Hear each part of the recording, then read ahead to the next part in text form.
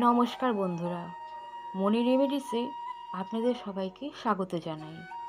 আজ বলবো গুরুথনী একাদশীর মাহাত্ম্য নিয়ে। সনাতন ধর্মে গুরুথনী একাদশী অত্যন্ত গুরুত্বপূর্ণ একটি তিথি। বৈশাখ মাসের কৃষ্ণপক্ষের এই একাদশীকে কেন্দ্র করে শাস্ত্রে বিশেষ মাহাত্ম্যের কথা বলা হয়েছে। শ্রীকৃষ্ণ স্বয়ং অর্জুনের কাছে এই ব্রতের গুরুত্ব বর্ণনা করেছেন। গুরুথনী শব্দের অর্থ হল রক্ষণাকারী বা কবচ।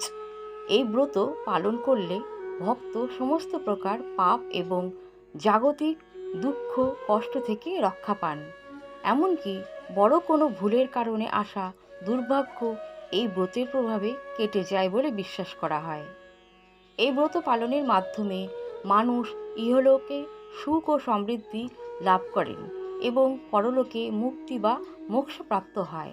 রাজা মান্ধাতা এবং ধনুকুমার এই একাদশী ব্রত পালন করেই বৈকুণ্ঠ ধাম লাভ করেছিলেন। গুরুথনী একাদশী পালনের ফল বিভিন্ন প্রকার দানের চেয়েও উচ্চতর বলে গণ্য করা হয়। এটি ঘোড়া বা হাতির দানের চেয়েও উত্তম। এটি ভূমি দান বা তিল দানের চেয়েও অধিক পুণ্যদায়ক। এমনকি শাস্ত্রানুসারে এটি অন্নদানের সমান বা তার চেয়েও বেশি ফলপ্রসূ। এই দিন ভগবান মধুসূদন অর্থাৎ বিষ্ণু দেবতার পুজো করা হয়।